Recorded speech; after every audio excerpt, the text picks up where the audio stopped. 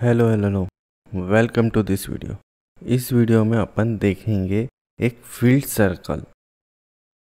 Field circle basically एक circle है जिसमें amount of field area represent करता है परसेंटेज। फॉर एग्जांपल, अगर हम सैम्पल सुपर स्टोर के डेटा को देखें, उसमें अगर फर्नीचर को कंसिडर करें तो फर्नीचर 32.3% ऑफ सेल्स रिस्पॉन्सिबल है अक्रॉस ऑल द कैटेगरीज। मतलब फर्नीचर, ऑफिस सप्लाई और टेक्नोलॉजी में सिर्फ फर्नीचर का कंट्रीब्यूशन 32% सेल है। इस चीज़ को मेरे को अगर रिप्रेजेंट करना है फील्ड सर्कल में, तो मैं उसको इस तरह से रिप्रेजेंट करूँगा जिसमें ये जो फील्ड एरिया जो है वो मेरे को बताएगा मेरा 32.3%। तो देखते हैं ये बनता कैसे। अब मैं शुरू करूं उससे पहले आप लाइक और सब्सक्राइब का बटन दबा दीजिए और साथ साथ में ट्विटर को भी फॉलो करिए। तो चलो शुरू करते हैं। अपन कनेक्ट करेंगे सैम्पल सुपर स्टोर डेटा को। इस डेटा का लिंक मैं डिस्क्रिप्शन में डाल दूंगा। उसमें भी हम लोग ऑर्डर्स डेटा को पुल कर रहे हैं। उसके बाद मैं शीट 1 पे जा रहा हूँ।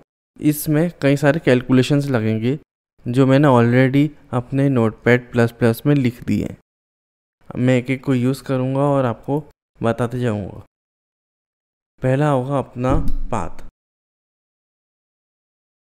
अब पाथ मैंने इसलिए डिफाइन करा है क्योंकि मुझे दो डेटा पॉइंट्स चाहिए थे, 0 और 360, जिसके बीच में मैं एक एक इंडिविजुअल डेटा पॉइंट्स क्रिएट करूँगा।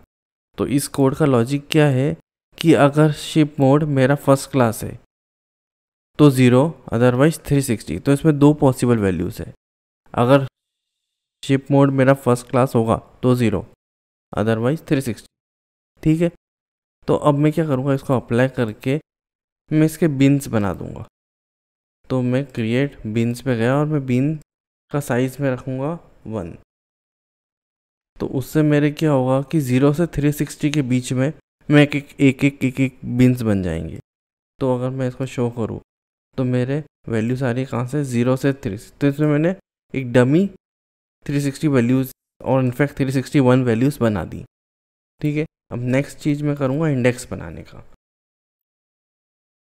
तो इंडेक्स के लिए मैं इंडेक्स फंक्शन का यूज़ कर रहा हूँ, बट क्योंकि इंडेक्स फंक्शन 1 से शुरू होता है और मेरे डिग्री जो है एक सर्कल में वो मेरा 0 से शुरू है, तो मैं इंडेक्स -1 करके 1 को सेट कर दूंगा 0। मैंने अप्लाई कर दिया और ओके। नेक्स्ट मुझे क्रिएट करना है सम ऑफ सेल्स। ठीक है, तो सेल्स क्रिएट किया और मैं इसके लिए विंडो फंक्शन यूज़ कर रहा हूँ।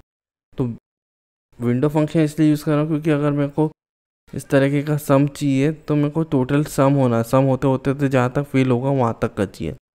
तो इसलिए मैं एक विंडो फंक्शन का यूज़ कर रहा हूँ।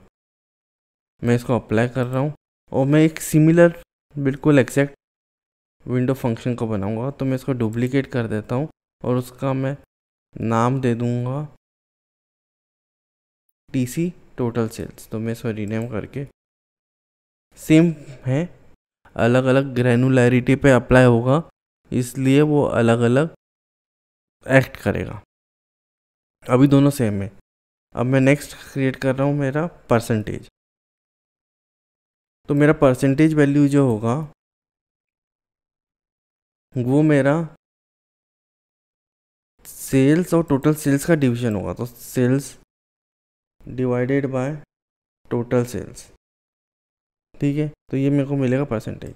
अब क्योंकि ये सेम वैल्यू है तो मेरा परसेंटेज जो होगा ना वो 1 ही होगा। ठीक है, तो क्योंकि सेम है, वो तो जब ग्राफ में जाएगा ग्रैनुलैरिटी दोनों के लिए अलग अलग होगी, तो उस पर वो अपने अपने वैल्यूज़ ले लेंगे।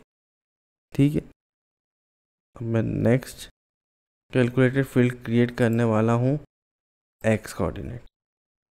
ये एक्स कोऑर्डिनेट कुछ नहीं, बस एक साइन थीटा है, जिसमें थीटा जो होगा वो मेरे इंडेक्स होंगे, मतलब 0 से 360। इसी की मदद से मैं एक सर्कल बना पाऊँगा। तो इसको मैं अप्लाई कर रहा हूँ और y मेरा है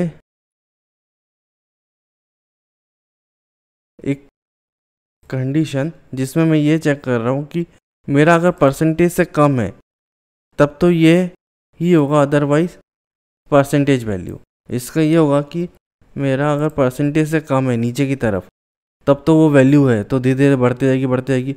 और एक बार परसेंटेज से बढ़ गया तो फिर वो हमेशा एक जगह फिक्स ही हो जाएगा परसेंटेज। ठीक है, तो वही चीज़ है कि परसेंटेज से अगर मेरा कम है, जो कि अभी इस केस में 32% है, 32.3% है, उससे कम है तो जो उसकी वैल्यू है वो ठीक है।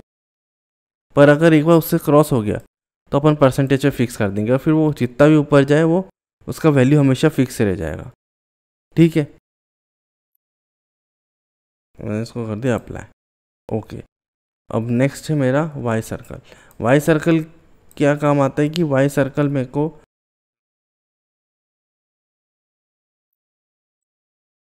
एक और सर्कल बनाने के काम आएगा। तो मैं इसको कॉपी कर देता हूँ। फॉर्मूला मेरा सेम है, कॉस का रेडियन और इंडेक्स डाल रहे हैं +1/2।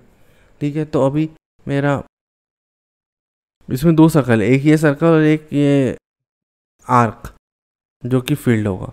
तो इन दोनों के मिक्सचर से ही वो एक बन रहा है, तो मेरे को इसलिए दो सर्कल चाहिए थे। तो मैंने इसको अप्लाई कर दिया और ओके, कंस्ट्रक्शन शुरू होगा। तो मैं पहले अपना कैटेगरी ले रहा हूँ मैं, फिर मैं एक्स कोऑर्डिनेट लूँगा, फिर मैं वाई कोऑर्डिनेट लूँगा,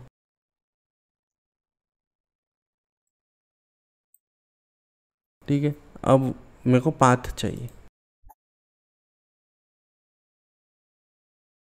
अब पाथ को मैंने यहाँ डाल दिया, तो उससे क्या हो रहा है कि मैं दो पाथ है ना, 0 और 360, अब इसी के बीच में वैल्यू होगी। तो मैं पाथ, क्योंकि मेरे को एक सर्कल को भी अपन पॉलीगॉन बोल सकते हैं with infinite number of edges, correct. तो मैं इसको एक बार पॉलीगॉन चेंज कर रहा हूँ और फिर मैं उसको हर पॉलीगॉन को एक पाथ से कनेक्ट कर दूंगा, तो मेरा इस तरह से बन जाएगा। अब मैं, क्योंकि पाथ है तो मेरे को हर कैलकुलेशन को पाथ के उस पर करना होगा, मतलब हर कैलकु तो अब क्योंकि ये पाथ पाथ में मेरा पाथ बिल है, तो मुझे हर कैलकुलेशन को पाथ के अकॉर्डिंग करना होगा। तो इसमें जाऊंगा मैं edit table, sorry, compute using path. तो पाथ के हिसाब से मेरे को कंप्यूट करना पड़ेगा, सेम विथ वाई ऑल्सो। तो मेरे को सर्कल दिख रहा है। अब सर्कल तो ठीक है, मेरे को टेबल कैलकुलेशन एडिट भी करना है क्योंकि मेरा यहाँ पर टोटल सेल्स पे रहेगा। मैं इसी चीज़ को मैं बता रहा था कि करने से मेरा ये वैल्यूज़ जो है ना वो उस पर डिपेंड हो जाएगा, क्योंकि सेल्स और टोटल सेल्स सेम है इसीलिए। तो यहाँ पर टेबल कैलकुलेशन से अब दोनों का ग्रेनुलरिटी चेंज हो जाता है, और उस कारण से क्योंकि क्योंकि इसमें टोटल सेल्स एक नेस्टेड कैलकुलेशन में आया तो उसकी वैल्यूज़ उस हिसाब से चेंज होती। तो अभी क्लोज कर रहा हूँ और मैं अपने एक्सेस को एडिट करता हूँ।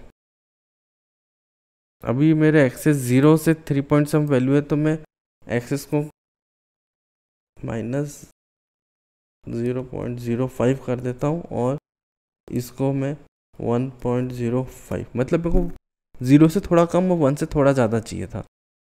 ठीक है, तो मैं इसको कर दिया क्लोज। अब मैंने बताया था कि नीचे वाला तो सेमी सर्कल अपना बन रहा है, मतलब not semi circle but arc तो बन रहा है। अब मेरे को ऊपर के लिए चाहिए, तो मैं वाई पे क्लिक करके मेरे को एक और सर्कल ले आऊँगा। अब इससे मेरे एक के नीचे एक बन जाएंगे। अब ये सर्कल नहीं बना है, उसके लिए मेरे को इसको कंप्यूट यूजिंग पाथ करना पड़ेगा। तब मेरे दो सर्कल हो गए। ठीक है, अब वाई को पहले, मतलब वाई सर्कल को पहले ले रहा हूँ और इसको बाद में कर रहा हूँ। तो अब अपने को अपना डिज़ाइन दिख रहा है। अब दोनों को मैच करना है, मतलब एक को पर एक ओवरलैप करना है, तो मैं उसको डुअल एक्सिस में कन्वर्ट कर दूंगा।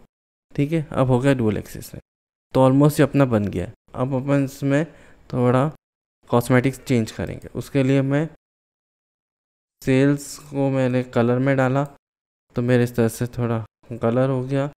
ऊपर की कलर को मैं हटा रहा हूँ और एक लाइट कलर डाल देता हूँ।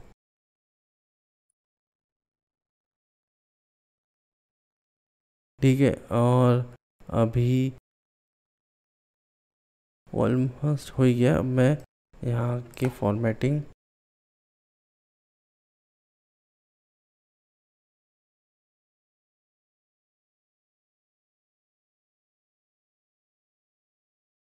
ये मेरा हो गया। मैं यहाँ से साइड से हटा रहा हूँ मेरे लेजेंड्स को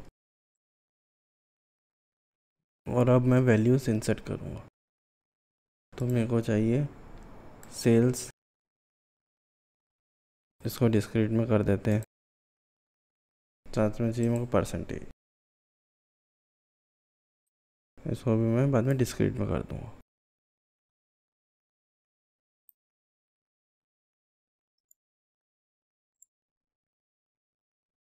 परसेंटेज को मैं फॉर्मेट कर देता हूँ।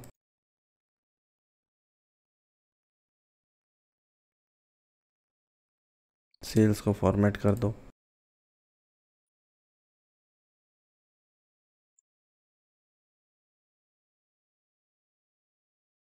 और ये बन गया अपना field chart. Thank you for watching. Bye bye.